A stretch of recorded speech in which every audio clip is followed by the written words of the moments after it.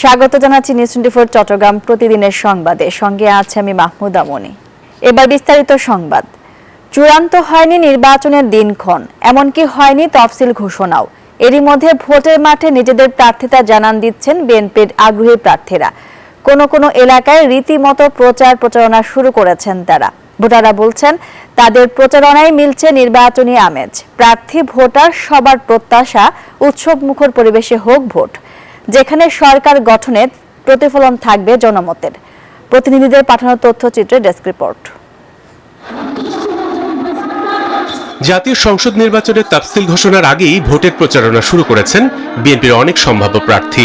সভা সমাবেশ, গণসংযোগ সহ বিভিন্ন সামাজিক অনুষ্ঠানে অংশগ্রহণ বাড়িয়ে দিয়েছেন তারা। বগুড়া 6 ও বগুড়া 7 আসন ছাড়া অন্যান্য আসনে প্রচারণা চালাচ্ছেন বিএনপির একাধিক প্রার্থী। জানান, দল চাইলে ধানের শীষ প্রতীকে লড়বেন তারা, সুখে দুঃখে থাকবেন জনগণের পাশে। দেশনেত্রী বেগম খালেদা জিয়া, দেশনায়ক তারেক রহমানের নেতৃত্বে যে সুষ্ঠু নির্বাচন হবে, সেই নির্বাচনে ধানের শীষের প্রতীক আমাকে হাতে তুলে দেবে বলে আমি বিশ্বাস করি। নির্বাচনকে সামনে রেখে আমরা এলাকাতে আরো ব্যাপকভাবে গণসংযোগ শুরু করেছি। নির্বাচনকে সামনে রেখে চট্টগ্রামে বিএনপির সম্ভাব্য প্রার্থীরা বিভিন্ন সভা সমাবেশ করে কৌশলে প্রচারণা চালাচ্ছেন। নির্বাচনের সব প্রস্তুতি নিয়ে অপেক্ষার প্রহর গুনছেন তারা।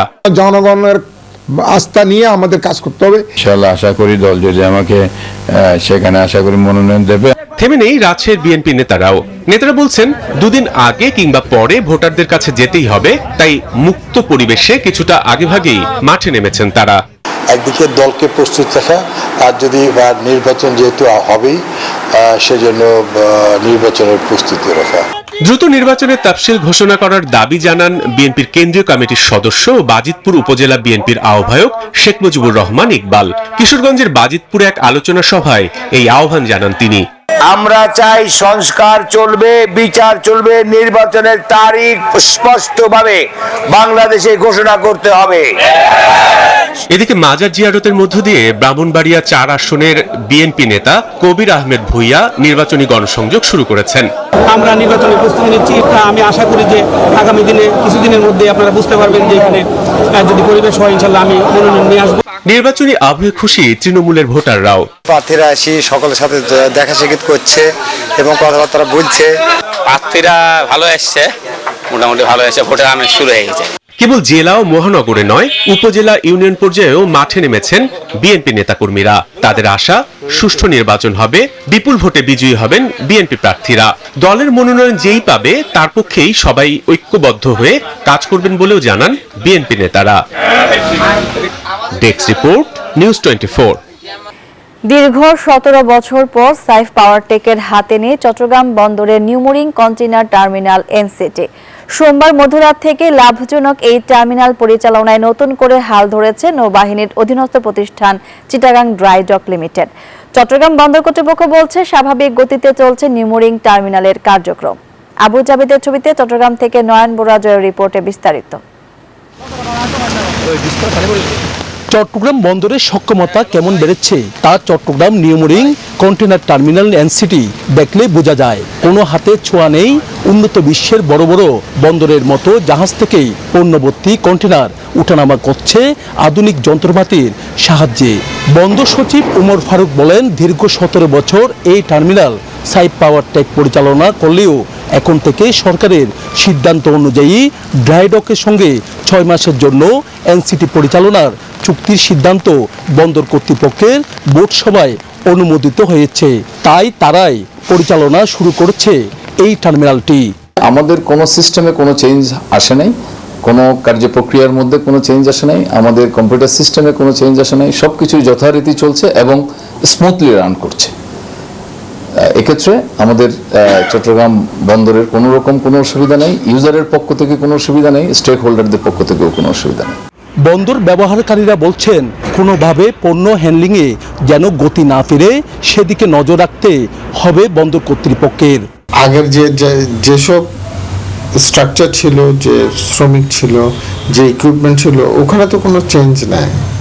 অতএব এটা কন্টিনিউশন, জাস্ট ম্যানেজমেন্টটা চেঞ্জ হয়ে গেছে। তো এটা আমার মনে হয় তেমন কোনো সমস্যা হওয়ার কথা না। কন্টেনার প্রতিদিন যে সকল জাহাজগুলো এখানে বাদ করছে, ওই জাহাজ থেকে দেখা যাচ্ছে ঘন্টায় প্রায় 30 থেকে 40টা কন্টেনার পর্যন্ত ওই আগে যে সাইড পাওয়ারটাই ছিল তারা হ্যান্ডলিং করতে পারতো। তো এখন নৌবাহিনী তারা তাদের লোকবল দিয়ে কতটুকু হ্যান্ডেল করতে পারবে সেটা আমরা দেখার বিষয়। বন্দরের নিজস্ব অর্থায়নে 2004 সালের ফেব্রুয়ারিতে শুরু হয়ে 2007 সালের ডিসেম্বরে এনসিটির 5টি জেটি নির্মাণ কাজ শেষ হয়। নির্মাণ কাজে বন্দরের খরচ হয়েছিল 469 কোটি টাকা। চট্টগ্রাম বন্দরের সবচেয়ে বড় টার্মিনাল এনসিটি পরিচালনা কাদের হাতে যাচ্ছে তা নিয়ে যেমন ছিল জল্পনা কল্পনা, তেমনি ছিল সমালোচনাও। সব কিছু শেষ ড্রাইডকের হাতে এনসিটি। তবে তাদের হাতেও থাকবে 6 মাস। 6 মাস পর কাদের হাতে যাচ্ছে এনসিটি তা দেখার অপেক্ষায় বন্দর ব্যবহারকারীরা। নয়ন বড়ুয়া জয়, নিউজ 24, চট্টগ্রাম। কুমিল্লার 14 গ্রামে পেট্রোল বোমা হামলা ও কাভার্ড ভ্যানে অগ্নিকাণ্ডের ঘটনায় হত্যা সহ 3টি মামলায় বিএনপি চেয়ারপারসন বেগম খালেদা জিয়াকে অব্যাহতি দেওয়া হয়েছে। বিষয়টি নিশ্চিত করেছেন কুমিল্লা জেলা পিপি মোহাম্মদ কাইমুল হক রিঙ্কু।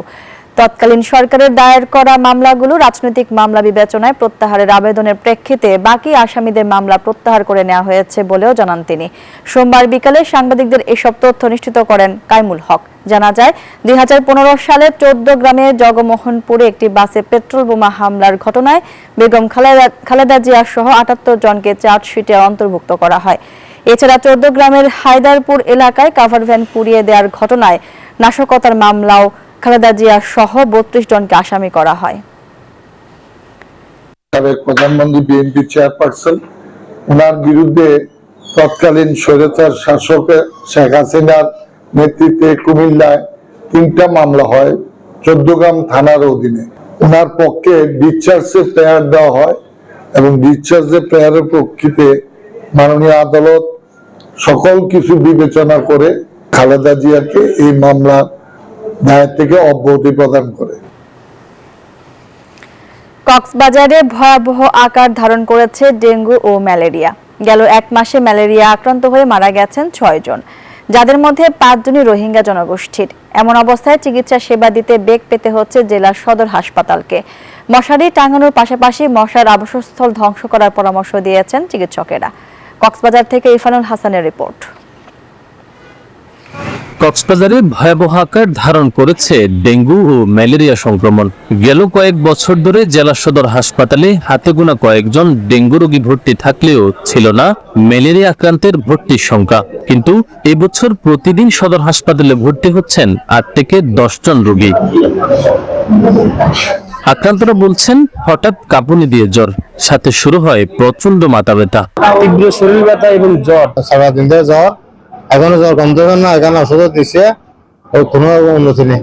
ডেঙ্গু হলে মূলত শরীর ব্যথা হয়ে যায়, জ্বর উঠে, ঘিরে ঘিরে ব্যথা হয়ে যায় আর কোমর ব্যথা হয়।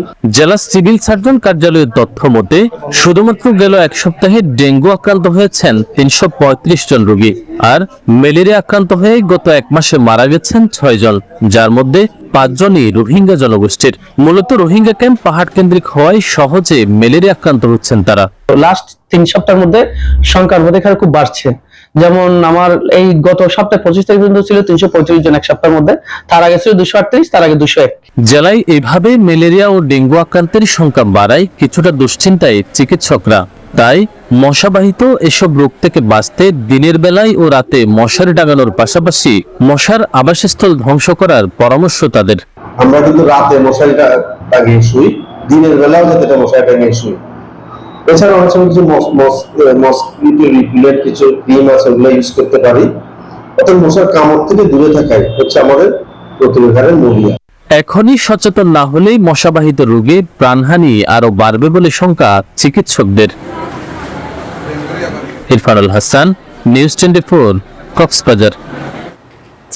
ছেলের ফল জালিয়াতির দায়ে চট্টগ্রাম শিক্ষা বোর্ডের সাবেক সচিব নারায়ণ চন্দ্র নাথকে সাময়িক বরখাস্ত করা হয়েছে। সোমবার শিক্ষা মন্ত্রণালয়ের মাধ্যমিক ও উচ্চ শিক্ষা বিভাগের এক প্রজ্ঞাপনে তথ্য জানানো হয়। এর আগে তিনি বিশেষ ভারপ্রাপ্ত কর্মকর্তা ছিলেন। জানা যায় গত 21 জানুয়ারি জালিয়াতির মাধ্যমে ছেলেকে এইচএসসি পরীক্ষায় জিপিএ 5 পাইয়ে দেওয়ার মামলায় কারাগারে যান নারায়ণ চন্দ্র নাথ। বর্তমানে তিনি কারাগারে রয়েছেন।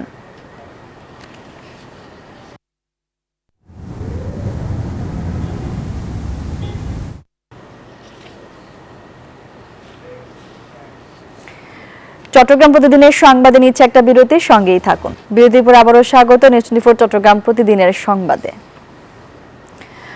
নোয়াখালী জেনারেল হাসপাতালে কিডনি ডায়ালাইসিস ইউনিটটি বন্ধের ষড়যন্ত্রের প্রতিবাদে মানববন্ধন ও বিক্ষোভ করেছে কিডনি রোগী ও স্বজনরা।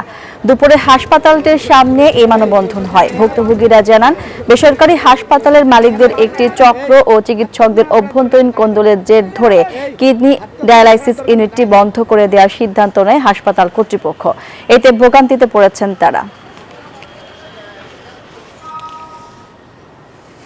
খাগড়াছড়িতে পার্বত্য উপদেষ্টার অপসারণ সহ 4 দফা দাবিতে সংবাদ সম্মেলন করেছেন ত্রিপুরা ও মারমা সমাজ। সকাল 11টায় খাগড়াছড়ি প্রেস ক্লাবে এই সম্মেলন হয়। এ সময় বক্তারা বলেন, তাদের জন্য বরাদ্দ সহ কিছু থেকে বঞ্চিত করা হচ্ছেন তারা। পরে পার্বত্য উপদেষ্টার অপসারণ সহ 4 দফা দাবি তুলে ধরেন তারা।